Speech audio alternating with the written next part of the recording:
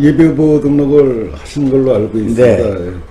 그 예비후보 등록을 하신 거는 이제 시장 그 선거를 지금 하시는 건데 왜 시장 후이 되려고 하시는지 한 말씀 해주세요. 예.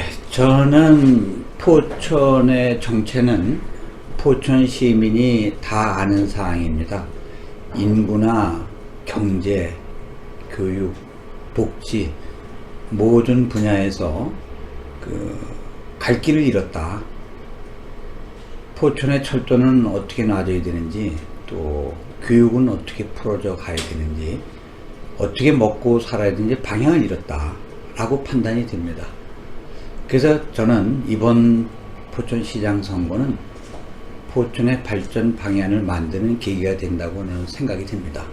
따라서 저는 포천에 문제가 있을 때마다 대안을 제시해왔고 공부해왔고 이런 발전 방향을 준비한 대로 우리 포천 시민과 함께 만들어가고 풀어가려고 이번 시장에 후보 등록을 했습니다. 철에 지금 시장 공백이 오랜 기간 되고 있습니다. 네. 2014년도 말부터 네. 부터까지 시장 공백이 있는데 포천 시민들이 어떤 시장을 원한다고 생각을 하고 계시는지요?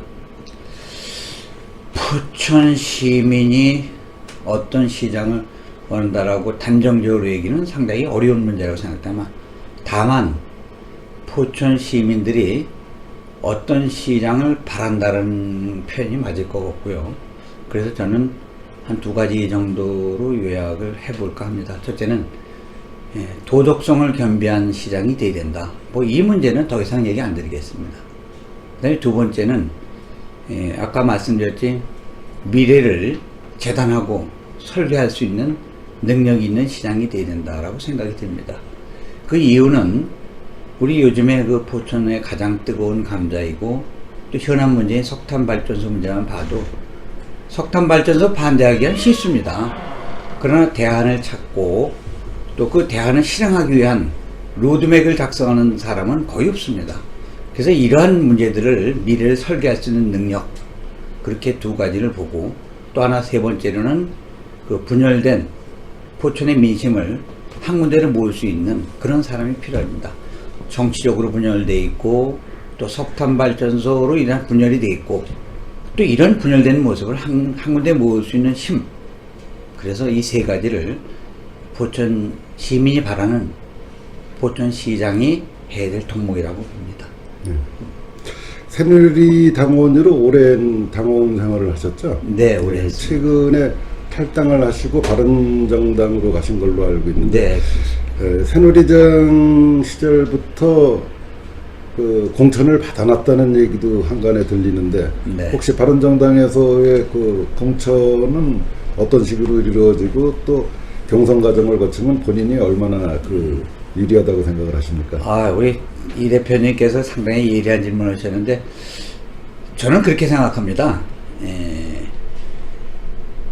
제가 받았다 안 받았다 하는 그런 얘기보다는 이 새누리당에서 탈당을 해서 바른정당을 가게 된 동기는 새누리당에는 어떤 그 최순실 사태로 인한 국정농단으로 인한 대한민국의 유권자들, 국민의 민심이 위반됐다.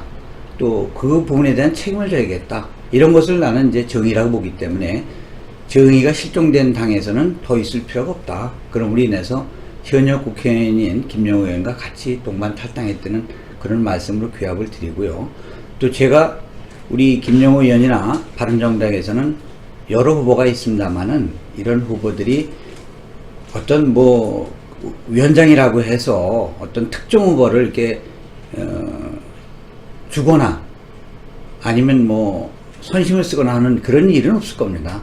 다만 어떠한 룰에 의해서 당에서 정해진 룰에 의해서 모든 사람이 수긍할 수 있는 그런 기준을 만들어 하기 때문에 그런 얘기는 제가 가장 준비된 사람이라고 모든 사람이 보는 입장이기 뿐이지 저 개인적인 입장에서는 다른 우리 바른정당의 새 후보들도 다 유능하고 훌륭하신 분들이라고 생각되기 때문에 저는 어떤 룰이든지 다 따라서 그 어느 후보가 되든지 간에 열심히 돕고 해서 바른정당에서 4.12 4.12 우리 그 시장 선거에서 성공하도록 함께 노력했다는 말씀을 대신하겠습니다. 네. 바른정당 후보분이 세 분이라 그러셨나요? 네 분이 네. 아니신가요?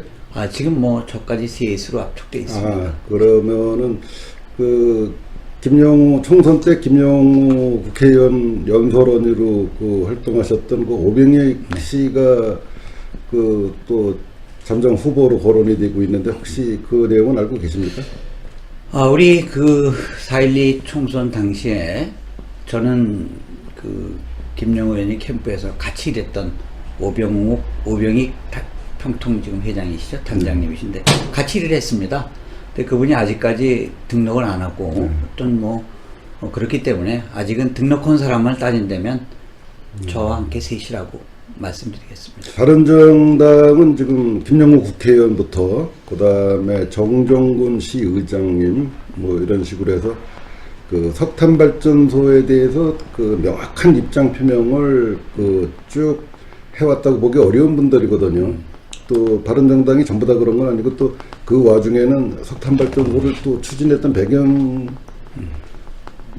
그 전 소립장도 있는데 만약에 후보자님이 시장이 되신다 그러면은 이 석탄 발전소를 어떤 식으로 그 풀어가실 해법이 있는지요? 예, 저는 지금 우리 대표님께서 말씀하셨더니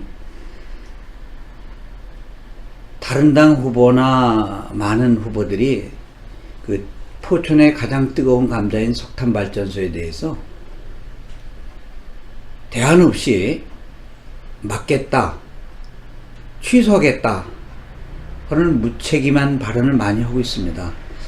제가 보기에 이런 것은 어떤 대안 없이 하는 것은 인기 정책이다라고 얘기합니다. 자, 석탄 발전소를 포천시에서 허가해 줬습니까? 그건 국가기관인 산업통상자원부에서 해줬고요.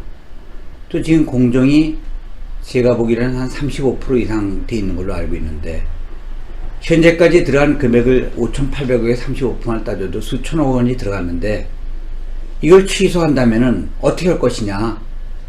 그 비용을 국가가 대신해 줄 건가? 아니면 경기도가 해줄 건가? 그럼 포천시가 할 것인가? 아니면 시장에 당선된 그 맡겠다는 취소하겠다는 후보가 할 것인가? 굉장히 예민한 문제가 달려 있습니다. 이게 무책임하게 어떻게 지금 공정률 35%에 가까운 이런 석탄 발전소를 취소하겠다는 얘기는 인기 정책이다. 따라서 저는 그런 무책임한 답변보다는 실성 있고 대안을 가진 그런 후보가 되어야 되지 않겠느냐 하는 생각이 들고, 저는 지금 대표께서 말씀하신 석탄발전소 바른정당 새 후보와 같이 뭐 뚜렷한 입장 표명 안 했다 그랬는데 저는 분명히 했습니다.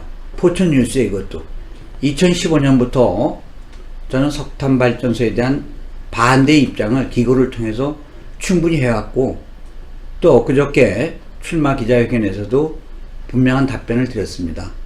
그렇기 때문에 저는 석탄발전소에 대한 건설에 대한 반대 입장의 표명을 누구보다도 먼저 했기 때문에 또 떳떳하고, 그 당시에 저는 시의원의 위치도 아니고 그런 거를 조정하고 간섭할 수 있는 위치도 있지 않았었습니다.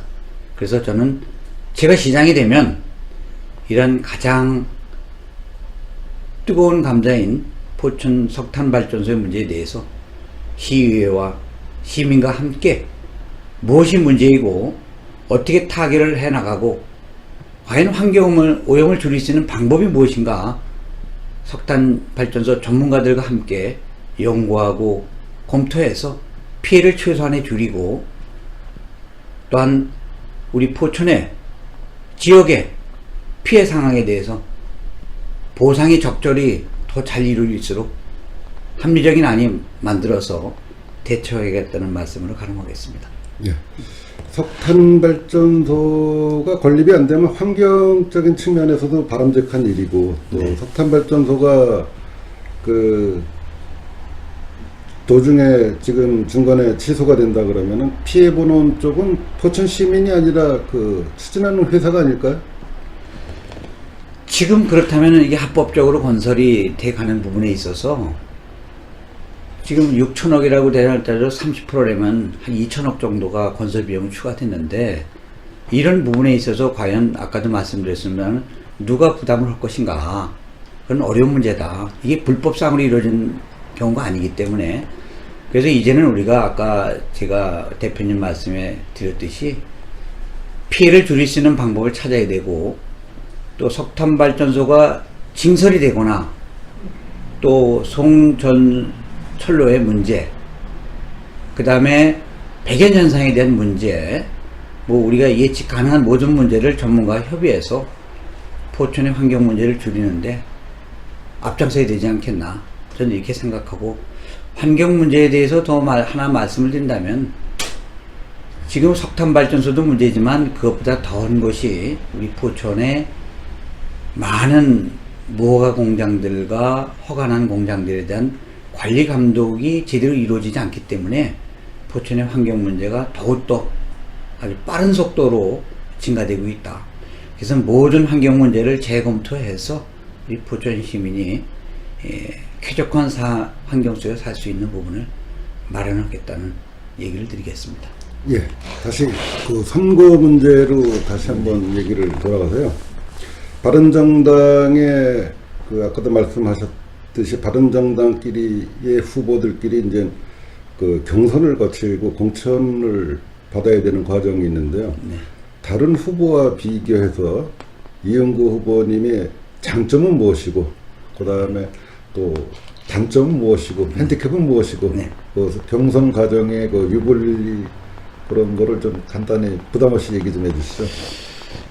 저는 2005년도부터 지방의회에 나와서 한 번 낙선을 하고 두 번의 최고득종을 받으면서 지방 행정에 관여를 해왔습니다. 그리고 2006년도에 구원수의 직위에 도전하다 실패를 했고, 또 그 다음에 이제 생각지 않은 그 공직선거법에 위반해서 5년 동안 자격정지도 받은 적이 있었습니다.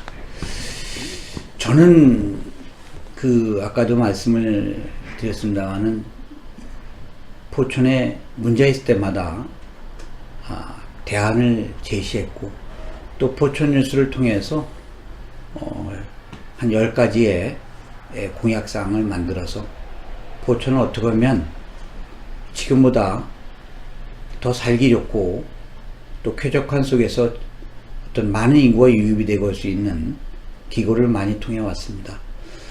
저의 장점은 뭐 10년 동안 그 연구 노력해서 준비를 많이 했기 때문에 저는 다른 후보들보다 큰 장점이라 생각하고, 또 저는 본선 경쟁력이 충분히 있다고 자신합니다. 또한 저는 다른 사람들보다 아까도 말씀드렸습니다만 포천에서 지방의원과 또 행정학을 전공한 사람으로서 포천의 문제점을 자세히 알고 대안을 제시할 수 있는, 정책을 개발할 수 있는 유일한 사람으로 생각되기 때문에 저는 타 후보와 경쟁력이 있는 사람이라고 저는 자신하고 있습니다. 예. 마지막으로 시장 후보자로서 포천 시민에게 하고 싶은 말이 있거나 그 하시고 싶은 말이 있으면 한마디 해주시죠. 네, 저는 뭐 선거철만 되면 이렇게 등록을 하고 인사드리러 다니고 이런 모습에 대해서는, 또 관광버스를 타고 또 장례식장을 돌아다니고 뭐 재래시장을 다니면서 악수를 청하고 이런 관습보다는 정치 문화가 바뀌어야 된다고 생각됩니다. 우리 포천 16만 시민을 편하고 살기 좋은 곳으로 만들려면은 아까 말씀드린 그 3가지 덕목을 준비한 사람이 선택받아야 되고, 그렇게 돼야만이 포천이 정말로 많은 지자체 중에서 이사 오는 인구가 줄지 않는 그 포천이 되리라고 생각됩니다.